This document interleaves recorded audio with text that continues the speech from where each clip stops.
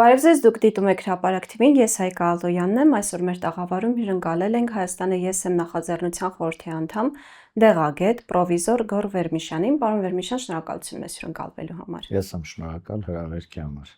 Պարոն Վերմիշյան, վերջերս ծանոթներից, ընկերներից, բարեկամներից մի արտահայտություն եմ լսում, չեն կարողանում այս կամ այն տեղը գտնել դեղատնում ու կանգնում են խնդրի առաջ։ Հայաստանում կա դեղերի դեֆիցիտ։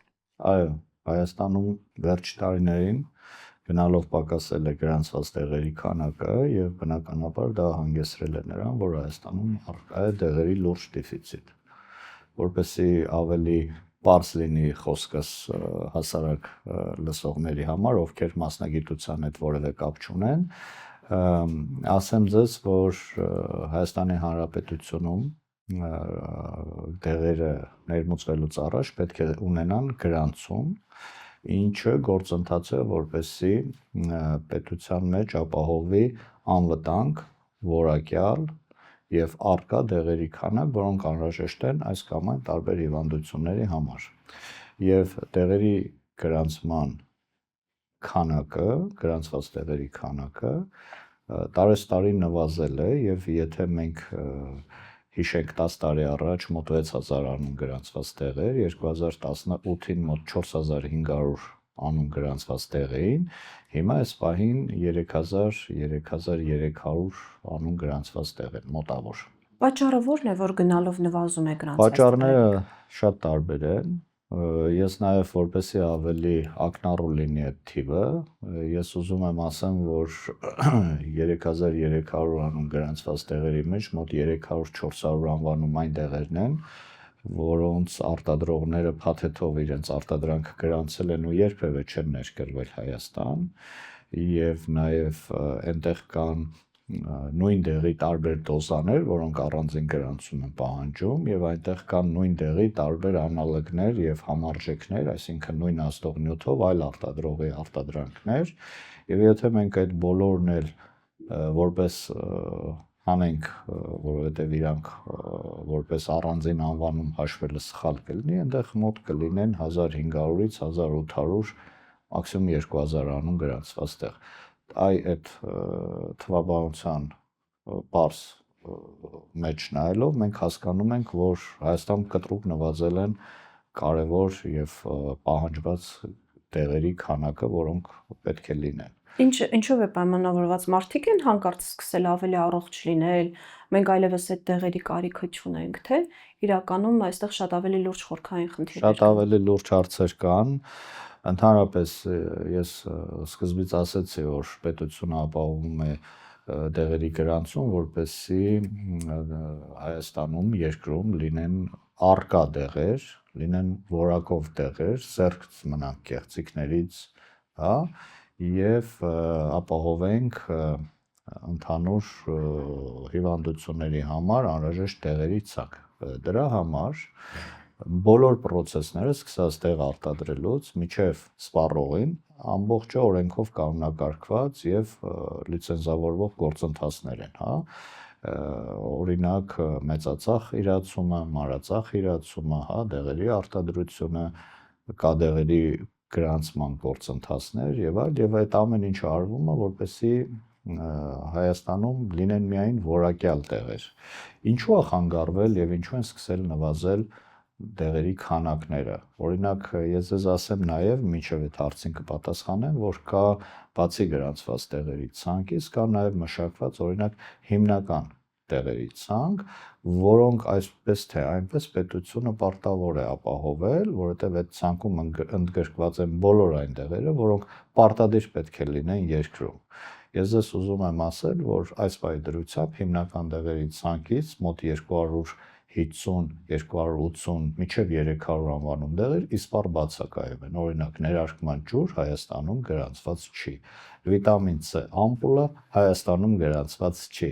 Էլի կարևոր անուններ կասեմ, բայց երևի հայտնիներից ամենաշատը, որ մարդկանց հայտնի է, այդ երկու անունը թվարկեցի։ Եվ գրանցման process-ներից կախված, հա, որովհետև նախ այդ գրանցումը ունի որոշակի վճար։ Երկրորդը, այդ գրանցումը տևում է որոշակի ժամկետ, հա, եւ բացի դրանից Հայաստանը, ինչպես ԵԱՏՄ միության անդամակցող երկիր 2026 թվականից պետք է անցնի ԵԱՏՄ գրանցման ընթացակարգի եւ ստացվում է, որ բոլոր այն դեղերը, որոնք գործում են ԵԱՏՄ-ում եւ գրանցվում են ԵԱՏՄ-ում, իրենք պետք է որ թվացial նաեւ Հայաստանում դառնային հասանելի, բայց Հայաստանում դրանք չեն ճանաչվում որպես գրանցված տեղեր եւ պետք է մի հատ էլ անցնեն ազգային ընթացակարգ գրանցման։ Եվ ստեղից սկսվել է խնդիրները։ Այսինքն դեղերը, որոնց գրանցումը ավարտվել է մեր ազգային ընթացակարգով, իրենք դարձել են անհասանելի Հայաստանում։ Զուգահեռ այդ դեղերը, որոնք այս պահին գրանցված են ԵԱՏՄ-ում կամ ավարտվելուց հետո կամ միջև ավարտվելը գրանցվել են ԵԱՏՄ-ում, հարց է առաջանում, ինչու գրանցվել Հայաստանում նորից, եթե դա գրանցված է մի ընդհանուր կառույցում, եւ երկրորդը իրենք նաեւ տարբեր արտադրողներ, երբ որ շփվում ես, իրենք դեմ չեն գրանցվել Հայաստանում եւ նաեւ պատրաստ են վճարել այդ գումարը։ Բայց խնդիրը նաեւ գալիս է նրանից, որ այդ սահմանված ժամկետը, որը 150 օր է, երբեք չի պահպանվում տեղերի գրանցման ժամանակ։ Այսինքն ստացվում է, որ արտադրողները միշտ դժգոհում են, որ նույնիսկ հաճախ նույն դեղը, որը պարբերաբար վերագրանցվում է, նույնիսկ այդ ժամանակ այդ 150 օր ընթացակարգը կարող է ձգվել շատ ավելի երկար եւ արտադրողների մոտ արդեն առաջանում է աննպատակահարմարություն դիմել գրանցման։ Ստացվում է, որ կառավարությունը ձգձգում է դեղերի գրանցումն ու փաստացի Հայաստանի քաղաքացին զրկվում է։ Կառավարությունը այստեղ ավելի շատ ոչ թե ինքը նպատակադրված ձգձգվում է այդ ամեն ինչը, այլ ստացվում է, որ կառավարության մակարդակով պրովալ է տրված այդ գործընթացը եւ որևէ գործողություններ չեն կիրառվում այդ վիճակը կանխելու, ուղղելու կամ դեպի ավելի լավ ճանապարհով տանելու համար, որովհետեւ եթե կառավարությունը սահմանել է, մեթոդները գրանցման ընթացակարգի, գրանցողը իրավաբանական ընկերություն է, ով զբաղվում է ընդհանրեն դեղերի արտադրությունով։ Հիմա այդ մարդը պետք է որոշի, բերի իր դեղը Հայաստանում գրանցի, թե ոչ, առանցնել Հայաստանի դեղագործական շուկան փոքր շուկա է, շատ արտադրողների համար անհետաքրքիր, եւ բացի դրանից պատկերացրեք գրանցման գործընթացները կարող են ձգձգվել, գրանցման գործընթացը ունի որոշակի սահմանված վճար, եւ այդ ամեն ինչի արդյունքում, մանավանդ 2020 թվականին մենք երկարատև ձգվող արտակարգ իրավիճակ ունեցանք, այնուհետև պատերազմական իրավիճակ, եւ Հայաստան ներկրվեցին բավականաչափ չգրանցված տեղեր առողջապահության նախարարության թույլատրությամբ, որպեսզի ելնելով արտակարգ իրավիճակից կարողանային ապահովել մեծացած դեղերի պահանջարկը։ Այդ ընթացքում բազմաթիվ արտադրողներ, ովքեր գրանցել էին իրենց տեղերը, այսպես կարմիր լույսի պես ահազանգ էին հնչեցնում, որ ստացվում է, որ այդ մարդիկ ծախսել են գումար, գրանցել են դեղեր, որպեսզի այդ դեղը գա, իրացվի եւ իրանք կարողանան շուկայում այս ֆինանսական մասն էլ իրենց ապահովեն եւ գրանցման ծախսերը արդարացնեն եւ գումար աշխատեն, բնականաբար, ստացվում է, որ պետության կողմից դրանք ամբողջը դրվեց այսպես բանի տակ եւ զուգահեռ ներկրումներով վերելով այդ նույն դեղերը այլ երկրներից իրենք այդ process-ը բլոկ արեց այդ մարդկանց ֆինանսական եկամուտները եւ այդ մարդիկ մտածեցին իսկ միգուցե պետք չի այլևս վերագրանցել։ Երկրորդը եթե մենք ուզենանք հասկանանք հիմա որն է դրանց այդ process-ներից ավելի ճիշտը, մենք նաեւ կհանգենք այն հարցին, որ զուգահեռ ներկրումներով նույն արտադրողի նույն դեղը միշտ Հայաստանում ավելի էժան է հայտնվել, քան գրանցված դեղը, եւ դա էլ բացատրվում է, որ ենթադրենք Ռուսաստանի շուկայի համար այդ նույն դեղը ավելի մատչելի է, որտեղ արտադրողը այնտեղ ունի իրացման այլ ծավալներ եւ բնականաբար այլ գնային քաղաքականություն։ Այստեղ կան իրացման այլ ծավալներ եւ այլ գնային քաղաքականություն եւ ստացվում է երկու կողմանի դիլեմա, որը որ այն մի կողմից նվազում են դեղերի, գրանցված դեղերի քանակները, որտեղ գրանցողների համար դառնում է անհետաքրքիր, իսկ այս մյուս կողմից դառնում է, որ զուգահեռ ներկրումը, որը սկսվեց 2020 թվականին եւ մոտորապես 1 տարի, դաժե 2 տարի ապահովեց զուգահեռ ներկրումով չգրանցված դեղերով այդ պահանջարկը, հիմա դա դադարեցվել է առողջապահության նախարարության կողմից եւ շուկայում ստեղծվել է կոլապսային իրավիճակ։ Պարոն Վերմիշյան, բացի գրանցված դեղերի դիլեման եւ դեֆիցիտը, դեղերի ձեռքբերման հարցում մենք այլ ինչ խնդիրների ենք բախվում։ Օրինակ անդրադառնանք էլեկտրոնային դեղատոմսերի խնդրին, հա։ Շատ դեղեր արդեն առանց բժշկի դուրսգրման հնարավոր չի գնել դեղատնից, դա եւս խնդրահարույց է հաշվի առնելով Հայաստանի բնակչության սոցիալական վիճակը, չէ՞ որ ոչ բոլորն են կարող իրենց թույլ տալ բժշկի համար կոնսուլտացիա վճարել եւ այլն, այո։ Այս պարագայում էլեկտրոնային դեղատոմսերը որքանով են բարդացնելու մեր կյանքը։ Շատ լավ հարց եք տալիս, այդ մեր ոլորտի խնդիրներից մեկն է, բայց նախքան այդ հարցին պատասխանել ես կուզենայի նախորդ մտքի հետ կապված եւս լուծում, այսպես ասած, եւ առաջարկ հնչեցնեի, որովհետեւ մի քանի օր առաջ մենք ազգային ժողովում հանդիպման էինք առողջապահության նախարարի հետ եւ հանդիպումը վարում էր առողջապահության գործող հանձնաժողովը, ազգային ժողովի պարոն Արսեն Թորոսյանը եւ այնտեղ ես մասնավորապես հարց հնչեցրեցի, թե ինչպես պետք է լուծել ըստ նախարարության այս հարցը, որովհետեւ հիմնական դեղերի ցանկի պակասող դեղերը, որոնք չկան, դա այսպես շատ կարևոր հարց է, էլի, այսինքն ստացվում է, որ տվյալ խնդրի, տվյալ հիվանդության համար նախատեսված մոլեկուլը չկա, ուղղակի բացակայում է։ Դրան զուգահեռ, այս նաև կապված է էլեկտրոնային դեղատոմսերի հետ, դրա համար ես հիմա կխոսեմ, որը կկապի այդ երկու հարցը իրար հետ, դրան զուգահեռ բժիշկներին օրենքով թույլատրված է նշանակել չգրանցված դեղեր։ Այսինքն ստացվում է, որ եւ նախարարը դա ասեց այդ հանդիպման ժամանակ, ասեց, այո, բժիշկները պետք է նշանակեն չգրանցված դեղեր։ Ստացվում է, որ եթե մենք բժիշկներին արտոնություն ենք տվել, արտոնել ենք նշանակել չգրանցված դեղեր, շուկայում պետք է ստեղծվի չգրանցված դեղերի պահանջարկ։ Եթե մենք մեր ապաշնոր աշխատանքի եւ քաղաքականության հետևանքով, այսինքն դեղորայքային քաղաքականության մասն է խոսքը, հանգեցրել ենք փակուղու եւ ստեղծել ենք այնպիսի իրավիճակ, որ դեղ գրանցողները չեն գրանցվում մեր երկրում, մենք ունենք Հայաստանում դեղ արտադրող, ով ԵԱՏՄ-ում գրանցել է իր արտադրանք արտանում է ԵԱՏՄ, Հայաստանում չի գրանցվել եւ Հայաստանում իր դեղերը անհասանելի են։ Եվ շատ հաճախ Հայաստան ներկրվում են արդեն ԵԱՏՄ-ից։ Պատկերացեցիք, չէ՞, այստեղ արտադրվում է, արտադրվում է, բայց գնում ենք ԵԱՏՄ-ից։ Մոսկվա կամ Ռուսաստան, այնտեղից ներկրվում է Հայաստան արդեն որպես ԵԱՏՄ արտադրանք։ Ուրեմն այդ մի կողմից այդ խնդիրը ունենք, մյուս կողմից ունենք պատկեր, երբ որ այդ հարցը պետք է լուծեր զուգահեռ ներկրումը դա հաստատի, երբ որ Հայաստանի Հանրապետությունում ազգային ընթացակարգով չգրանցված դեղը թույլ ենք տալիս առողջապահության նախարարության որոշմամբ հիմք ընդունելով, որ այդ այսպես թե այնպես նման մի կառույցում ստուգված է, օրինակ Ռուսաստանի կամ Բելառուսիայի կամ մեկ այլ ԵԱՏՄ անդամ երկրի դեղերի այդ ստուգման գործակալությունում, հա, եթե այնտեղ որակը հավաստագրված է, ուրեմն դա հիմք ենք ընդունել, թողում ենք բերել։ Հիմա այդ process-ը դադարեցվել է նախարարության կողմից, եւ դա եւս հանգեցրել է նրան, որ օրինական գրանցվածը չկա, զուգահեռ ներկրումով չկա։ Եվ երբ որ ես այդ հարցը բարձրացրեցի, բնականաբար պատասխան չհնչեց, եւ ես ինքս առաջարկեցի, որ դեղերի մասին օրենքով նախատեսված է կետ, որ բոլոր այն անհրաժեշտ դեղերը, հա, հիմնական դեղերի ցանկի, որոնք չկան եւ գրանցող շահագրգիռ կազմակերպություն էլ չկա, պետությունը պետք է գրանցի իր միջոցներով։ Ինչին ի պատասխան պարոն Թորոսյան ասեց օրենք տեղյակ է օրենքի այդ կետից։ Եվ դրանով եւս այդ հարցը, այսպես ասած, սահմանափակվեց։ Հա, այսինքն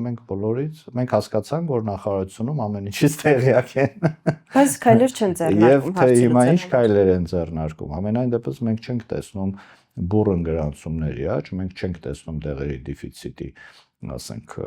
նվազում, այլ ընդհակառակը։ Մենք տեսնում ենք, որ Հայաստանի Հանրապետություն ներկրվում են դեղեր,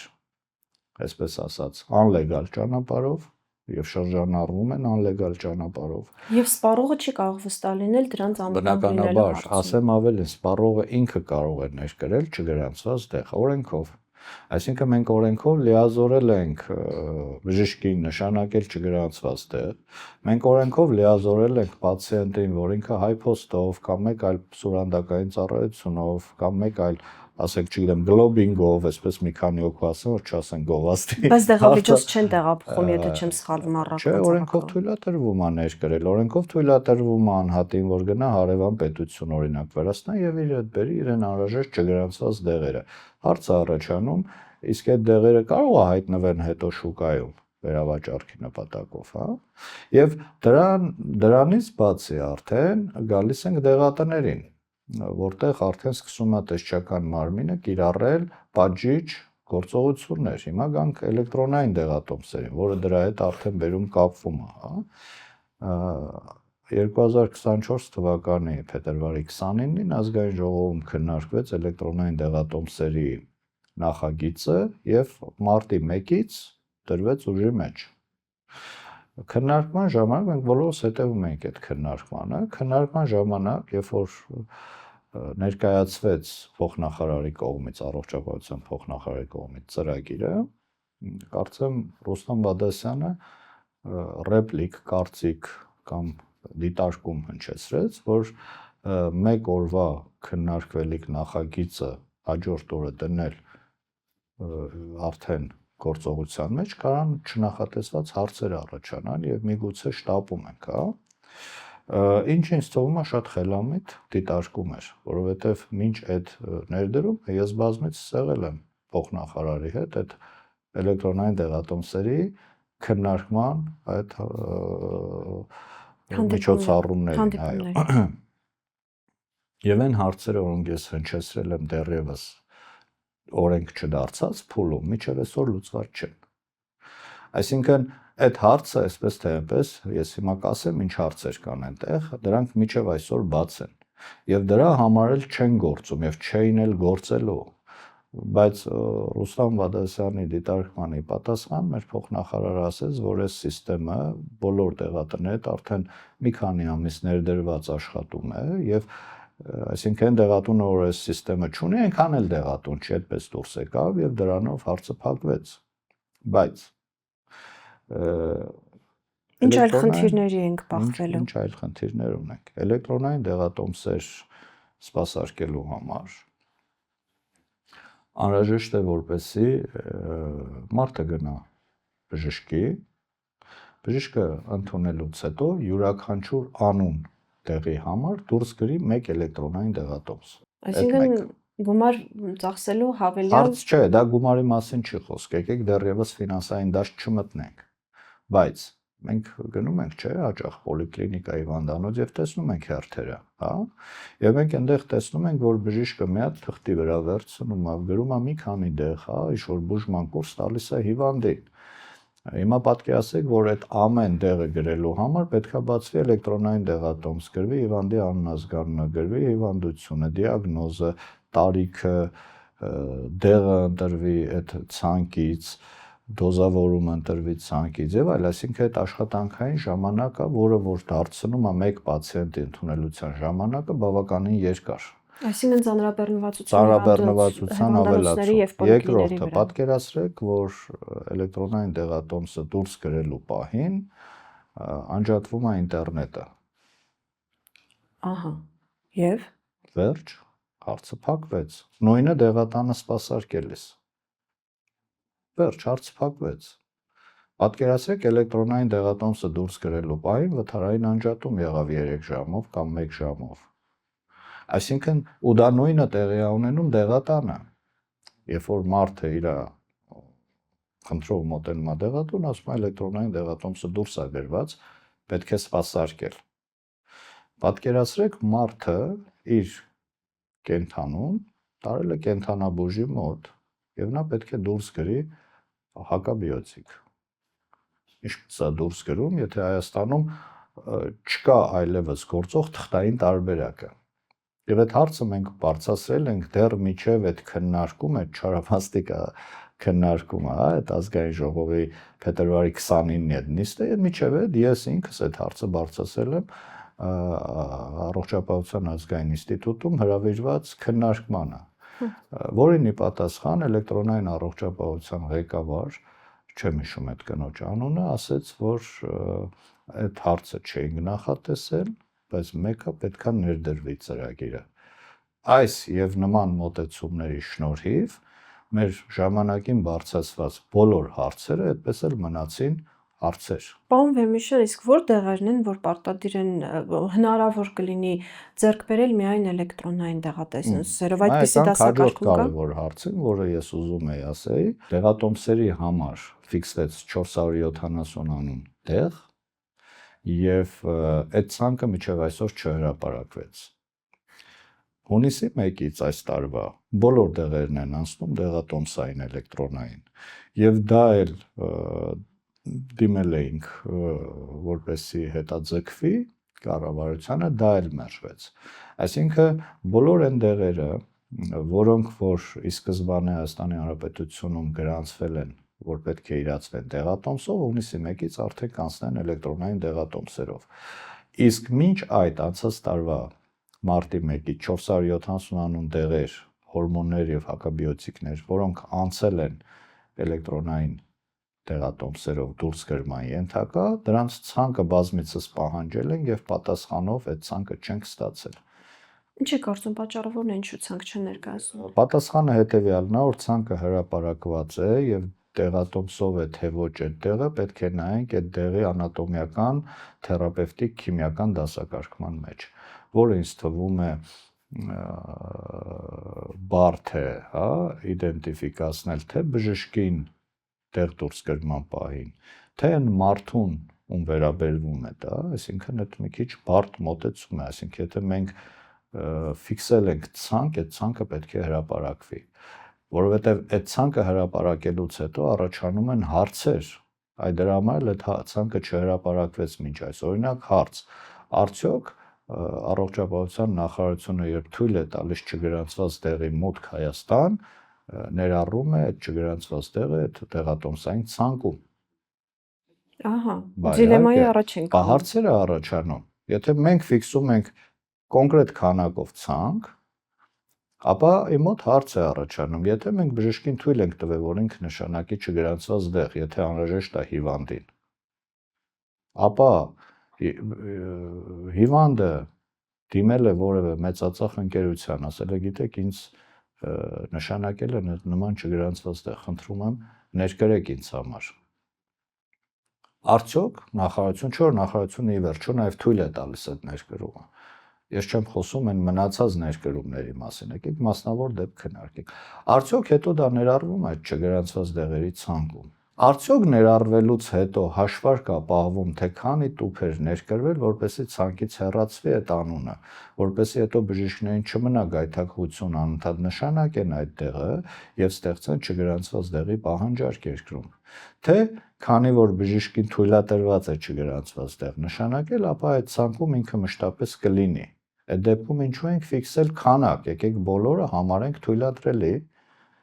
եւ մեկ է տուգանում ենք դեղատներին, եկեք դեղատներին տուգանենք, երբ որ զգանք, որ այդ դեղատունը պետք է տուգանել։ Ճիշտ եմ հասկանում, որ կառավարությունը իր իսկ մշակած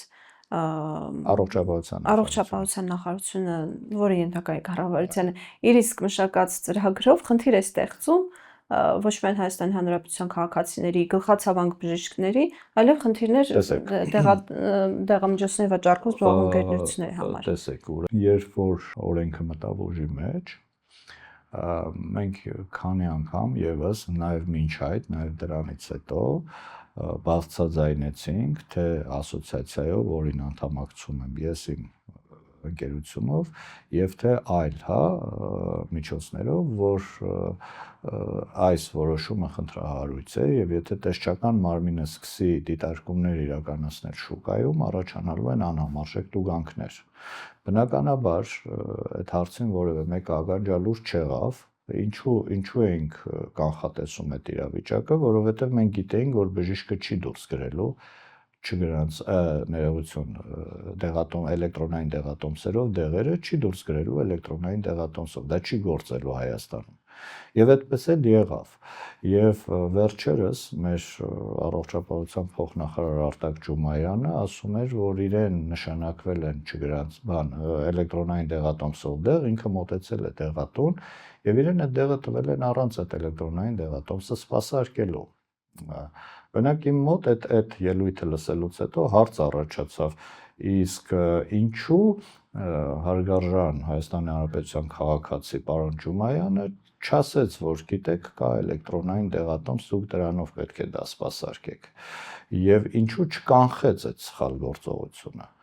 Այդ մեկ, երկրորդը, արդյոք ավելի ճիշտ չէր փորձել բացատրել դեղատանը, ցույց տալ եւ հասկանալ ինչն է խնդիրը, որ դեղատունը չի կարողանում սպասարկի այդ համակարգը։ Միգուցե համակարգը վատ է աշխատում, հա։ Միգուցե այնտեղ այլ խնդիրներ կան, թե համակարգում ինչ խնդիրներ կան, սրա մասին մենք հիմա կխոսենք։ Բայց եւ այնպես բժիշկների չգրելու հետևանքով եւ քանի որ օրենքով նաեւ թույլատրված է, որ իրենք չպատժվեն, այսպես ասած, բնականաբար, եթե տեսչական մարմինը ֆիքսի, որ բժիշկը դեղատոմսով դեղ է դուրս ագրում առանց դեղատոմսի, պետք է կիրառի վարչական տուգանք, հա։ Բայց դեղատների հետ այդ վարչական տուգանքները մի քիչ այլ ձևով են ընթանում։ Օրինակ, գալիս են ստուգում նախորդ 6 ամիսը։ Ստուգման համար պահանջում են հարկայինից նախորդ 6 ամիսներում իրացված դեղերի ցանկը։ Եվ այնտեղ ոչ թե դիտում են մեկ անվանումը որպես մեկ դեպք, այլ դիտում են մեկ գործողությունը որպես մեկ դեպք։ Պատկերացրեք, պացիենտը մտավ դեղատուն, իրեն նշանակվել է 10 հապ հակաբիոտիկ։ Ինքը առավ մի անգամից 10 հապ եւ ինքը առավ ամեն օր 1 հապով 10 օր։ Տեսչական մարմնի համար ամեն օր 1 հապ առնելը հավասարացվում է 1 տուփ առնելուն, բայց տուգանքը նույնն է, հա։ Այսինքն նվազագույն աշխատավարձի 5-պատիկն է։ Եվ ստացվում է, որ այդ գործողությունը, որ մեկ պացիենտ իր բուժման մեկ կուրսի համար վերցրել է 1 տուփ դեղ, ըստ էության կարելի էր դիտարկվել որպես 5000 դրամանոց խախտում, դառնում է 50000 դրամանոց խախտում։ Եվ նման մեթոդով արդեն մի քանի ընկերությունների ոչ իրական տուգանքներ է նշանակվել, մասնավորապես 100 միլիոնը գերազանցող տուգանքներ։ Եվ եթե այս հարցի մասին դեղերի շրջանառությամբ զբաղվող բոլոր ընկերությունները այդպես խոսել են, իրենց բողոքն են արտահայտել եւ ասել են, որ դա ոչ համաչափ մեթոդ է կիրառման համար, որովհետեւ ես ինքս որպես երկար տարիներ դեղատնային գործունեությամբ զբաղվող մարդ եւ որպես մասնագետ, ես ինքս բարձրաձայնել եմ, որ սխալ մոտեցումը չի գործելու։ Եվ եթե ասել եմ ինչու չի գործելու, հա, նշել եմ մի քանի կետերով, թե ինչու չի գործելու։ Դրանք մինչ այսօր լուծում տրված չի եւ չի գործում։ Նույն նախարարության ելույթներից մեկում լսեցինք, որ երբ որ 2 ամիս էր անցել այդ մարտի վերջեր կամ ապրիլի վերջեր, ամսաթիվը լավ չեմ հիշում, ասեցին, որ դուրս է գրվել, թե 4 ամիս էր անցել, հա, ինչ որ ասեցին, որ դուրս է գրվել 40000 էլեկտրոնային դեղատոմս։ Հայաստանի Հանրապետությունում գործում են 14-15000 բժիշկներ։ Յուրաքանչյուր բժիշկ օրական դուրս է գրվում գոնե 3 դեղատոմս օրը։ Պատկերացնում եք 40000 դեղատոմս դուրս գրվող համակարգում մենք պետք է հասկանանք, որ համակարգը չի գործում։ Այդ դեղատոմսերի թիվը օրական պետք է լիներ 400,000 օրական եւ ոչ թե 3-4 ամսում 40000։ Հիմա դուք կանխատեսում եք, որ հունիսին եւս տապալվելու է, չի գործի։ Հիմա այս պահին երկու խումբ հորմոններ եւ հակաբիոտիկներ չեն նշանակվում էլեկտրոնային դեղատոմսերով։ Ոնց է կարծում հունիսից աչքի կաթիլներ, ճնշման դեղեր, ամպուլաներ դուրս են գրվելու էլեկտրոնային դեղատոմսով։ Չեն դուրս գրվելու էլեկտրոնային դեղատոմս։ Եվ այդ հարցը, հասկանում եք, ես կողմ եմ, որ դեղը բաց թողնվի դեղատոմսով, որպես մասնագետ։ Բայց ես կողմ եմ, որ մենք պետք է գործը սկսենք այնտեղից, որտեղից ինքը սկսվում է, այսինքն բժշկից։ Մենք պետք է բժշկի հետ, մենք լսում ենք վարչապետի ելույթը, որ ասում է, որ բժշկին գնանք, խնդրենք, համոզենք, բացատրենք, պահանջենք, չգիտեմ 500 անգամ, 501-րդ անգամ տուգանենք, հա։ Ես չգիտեմ գործը կհասնի բժշկին տուգանելուն, թե չէ, բայց դա այսօր ինքնանպատակ չի, չէ, բժշկին տուգանելը, այլ համակարգը աշխատացնելն է։ Դեղատան համար կարևոր է, որ դեղը բաց թողնվի դեղատոմսով։ Եթե եկել է պացիենտը դեղատոմսով բժշկի, դեղատան խախտումը ո՞րն է, որ բժիշկը դա չի նշանակել էլեկտրոնային դեղատոմսով, որտեղ է դեղատան խնդիրը այդտեղ։ Եթե նախկինում ինչ էլեկտրոնային դեղատոմսերի անցնելը պացիենտը գալիս էր բժշկի անձնական բլանկով, բայց բժշկի բլանկով, չէր գալիս սահմանված բլանկով, հա, ո՞րն էր այդտեղ դեղատան խնդիրը։ Բայց Հայաստանի Հանրապետությունում հարցը քննարկվում է հակառակ կողմից, թող դեղատունը բաց չթողնի, պացիենտը հետ կգնա բժշկի մոտ, բժիշկը ստիպված կնշանակի չի գործում այս մեխանիզմը, մենք չենք կարող 20 տարի շարունակ այս բացատրությունով տուգանենք դեղատներին, չենք կարող ուղղակի, սա չի գործում, որովհետև հիվանդը գնում է կողքի դեղատուն, մյուս դեղատուն, եթե թեորիայապես մտածենք, որ մի պա բոլոր դեղատները այդ դեղը բաց չեն թողնում, ես վստահ եմ, որ այդ դեղը 2 ժամ հետո Վրաստանից ծանոթի միջոցով կգա Հայաստան, որովհետև օրենքով թույլ ենք տվել դա։ Եվ ինչ ընդհանուր իրավիճակ է ստեղծելու այս համակարգը, պարոն Վերմիշյան, եթե ամփոփենք զրույցը։ Բավականին բարդ իրավիճակ է, որովհետև ամեն ինչի համար տուգանվում են դեղատները եւ դրանք իրական տուգանքներ չեն, որովհետև չեն համապատասխանում, հա։ Այն ընկերություն, եթե նայենք տեսչական մարմինը օրինաչափ է գործում, թե ոչ, այո, ինքը օրինաչափ է գործում։ Կա օրենք, որ դեղը պետք է դուրս գրվի էլեկտրոնային դեղատոմսով եւ կա չկատարված պահանջ։ Բնականաբար մարդիկ դա պետք է գործեն իրենց իրավասության շրջանակներում։ Եթե մենք խոսենք արդյոք մենք հարց ենք լուծել երկրում, թե ոչ, մենք հարց չենք լուծել, ընդհակառակը տարել ենք փակուղու առաջ, որը այսպես երկար շարունակվել չի կարող, արմատական լուծումներ են պետք։ Այսինքն, մենք պետք է հստակ արագ ունենանք մշակված պլան, ինչ ժամանակահատվածում ինչ տեղեր են գրանցվում, ինչպես են ապահովում նրանց շրջանառությունը երկրում։ Պետք է սկսենք հիմնական դեղերի ցանկից, այն կարևոր դեղերի, որոնք այսօր չկան երկրում, բայց պետք է լինեն։ Մենք պետք է մշակենք գործողությունների պլան, թե ինչպես էլեկտրոնային դեղատոմսերի համակարգը պետք է աշխատի ու ներդրվի համակարգի մեջ, բայց դա պետք է լինի կամավոր սկզբունքներով եւ դրա չանելու համար չպետք է պատժվի դեղատունը, որովհետեւ դեղատան խնդիրն է դեղը բաց թողնել, դեղատոմսով դեղը, բժշկի դեղատոմսով։ Եվ եթե մարդը գալիս է բժշկի անձնական բլանկով եւ չի գրված էլեկտրոնային եղանակով, այստեղ խնդիրը պետք է գնա դեղատնից դուրս ոլորտ եւ պատասխանատվություն չպետք է ենթարկենք դեղատանը։ Այս մի քանի գործողությունները սրանք ուղղակի հրատապ գործողություններ են։ Այսինքն օրինագծի շտկմամբ կամ փոփոխություններով այս հարցը կարելի է շատ հանգիստ լուծել, այո։ Հա, եթե ցանկություն լինի, այո, որպեսզի այդ հարցին լուծում տրվի, բնականաբար կարելի է շտկել եւ լուծել։ Պարոն Վերմիշյան, եւ վերջում Հայաստանի Հանրապետության քաղաքացիներին ինչ խորհուրդ կտաք։ Տեսեք, հիմա շատերը կմտածեն, մինչև հունիսի 1-ը գնանք, անհրաժեշտ տեղերը առնենք, պահենք, որ հետո խնդրի առաջ չկանգնենք։ Չէ, հնարավոր չէ այսպիսի սցենար։ Ինչ խորհուրդ կտաք։ Բազմաթիվ անգամ նման բաներ մենք տեսել ենք Կովիդի ժամանակ, երբ որ այդպես հայտնի էր դառնում, որ ինչ-որ մի բան շուտով կվերանա, պահանջարկը մեծանում էր, կտրուկ կամացնում էին դեղատոմսերի, մի քանի անգամ մենք տեսել ենք այդ ամեն ինչը, բայց եւ այնպես մենք գիտենք, որ հիմա արդեն ժողովուրդն էլ չի հավատում այս փոփոխություններին եւ միգուցե արդեն ասեն, որ սա հերթական բանն է, եթե չի գործում նրա մի մասը, ամբողջը եւս չի կարող գործել։ Բացի դրանից, այս իրավիճակը վտանգներով լի է նաեւ փոքր եւ անհատ դեղատների համար, որոնք ֆինանսապես այդքան ապահով չեն, որպեսզի կարողանան դիմակայեն նման պատժամիջոցների։ Այսինքն ուղղակի փակվելու են։ Այո, ուղղակի փակվելու են, որովհետև անիրական է 100 միլիոնը գերազանցող տուգանքներ վճարել։ Հիմա էլ կարծեմ կառավարությունը օրինագիծ է շրջանառում, որտեղ որ հարցը վերաբերվում է ցանկացած վարչական իրավախախտման տուգանքները պետք է վճարվի, հետո նոր դիմել բողոքարկման։ Ներկայումս վիճարկման փուլում, դատական փուլում դա չի վճարվում, մինչև